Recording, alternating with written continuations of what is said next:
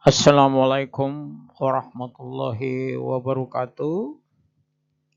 Selamat malam, salam sejahtera kepada para pasis, Bapak, Ibu, dan adik-adik sekalian.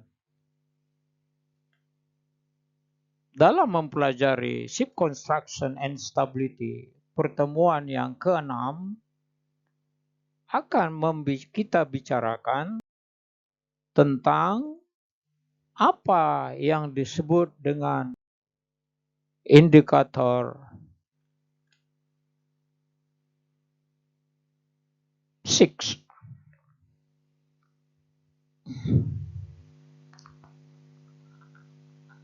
Dalam indikator 6,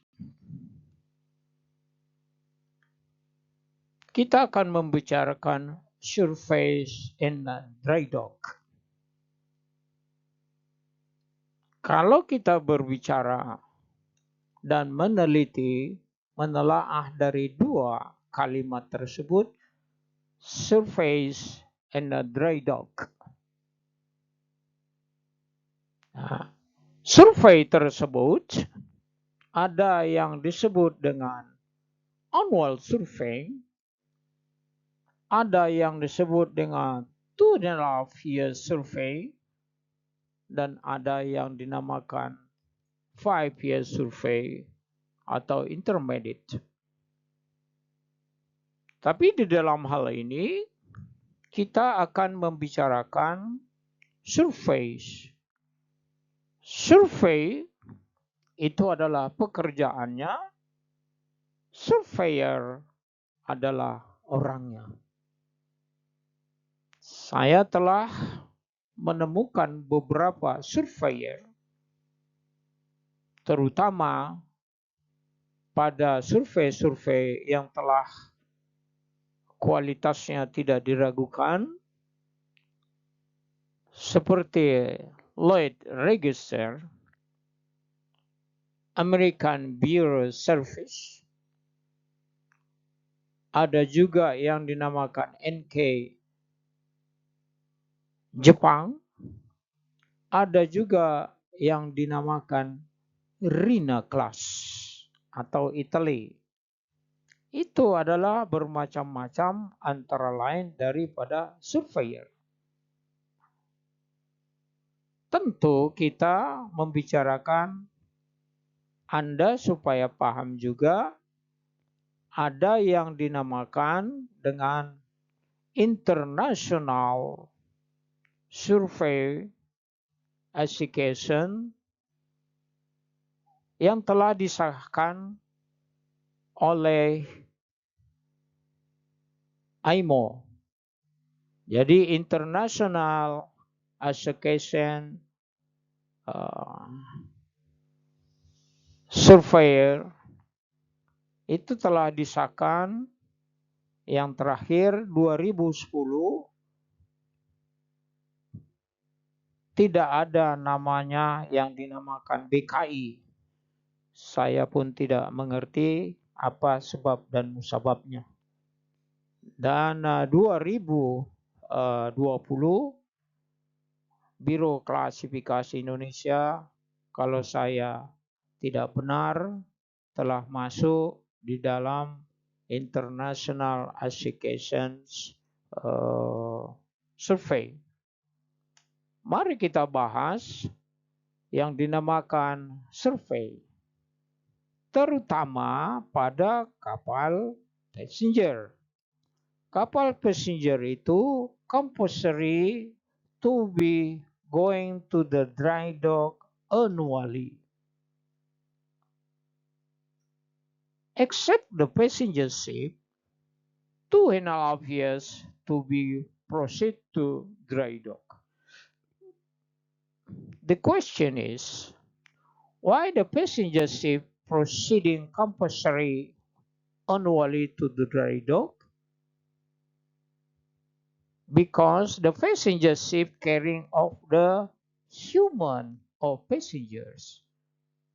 But the others of the passenger ship, the call is the cargo ship.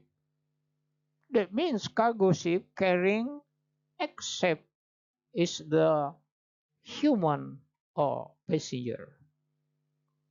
Maka kita berbicara dengan kapal passenger wajib pergi docking atau dry dock 1 tahun 1 kali, sehingga disurvei oleh surveyor, maka disebut dengan annually survey. Bagaimana Pak dengan kapal selain passenger? Selain passenger bisa 2 tahun dan ditambah 3 kali 2 bulan. Jadi 6 bulan, total 2 tahun 6 bulan, atau lazim disebut dengan 30 bulan, sudah harus wajib menuju dry dock. Bagaimana dengan dry dock tersebut? Apa saja yang akan disurvei oleh surveyor? Maka ada yang dinamakan dengan under waterline dan juga yang disebut dengan the above of waterline. Under waterline tentu di bawah garis air. Apa saja itu yang di bawah garis air? Tentu bulbous bow, ada yang dinamakan dengan bow rust, ada yang dinamakan sea chest, ada juga yang dinamakan dengan propeller, ada yang dinamakan juga dengan daun kemudi, juga ada yang dinamakan dengan zinc note. Itu adalah di bawah garis air. Tentu ada yang di atas garis air. Saya tambahkan kembali bahwa yang di bawah garis air ada juga double bottom. Harus diperiksa. Sehingga yang di atas garis air tentu adalah ulup jangkar, rantai jangkar, terus ada yang dinamakan dengan hose pipe, ada winch, ada bulwark, tentu yang di bahagian depan. Masih banyak lagi bahagian-bahagian yang akan disurvei. Bagaimana di tengah kapal? Tentu kapal passenger kamar-kamar. Kalau kapal kargo ada yang dinamakan ruang muat, ada yang dinamakan dengan cargo crane. Tentu di bahagian upstation ada juga yang dinamakan capstan.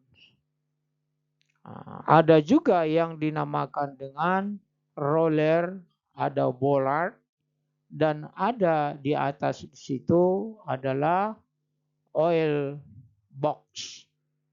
Antara lain itu terutama di kapal tanker. Jadi dalam hal ini ada untuk kapal tanker, ada yang dinamakan dengan CAS, Condition Assessment Scheme for Oil Tanker, and the Condition Assessment Program.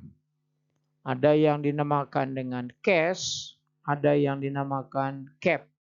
Jadi istilah ini adalah familiar di kapal tanker, CAS dan CAP.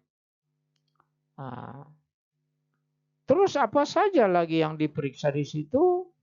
Tentu dengan yang disebut hull and masonry system. Demikianlah Untuk pertemuan yang ke-6 ini, karena waktu tidak mengizinkan, Anda dapat membaca slide yang telah saya sajikan. Anda bisa membaca dan menulis kembali di buku Anda sendiri. Apabila ada hal-hal yang tidak Anda ketahui, boleh menghubungi saya dengan WA atau email atau telepon langsung. Saya terbuka untuk menjawab pertanyaan-pertanyaan Anda. Hari ini cukup sekian. Terima kasih. Semoga Anda dapat menerimanya dengan baik dan semoga kita bertemu minggu depan. See you next week. Assalamualaikum warahmatullahi wabarakatuh. Bye-bye.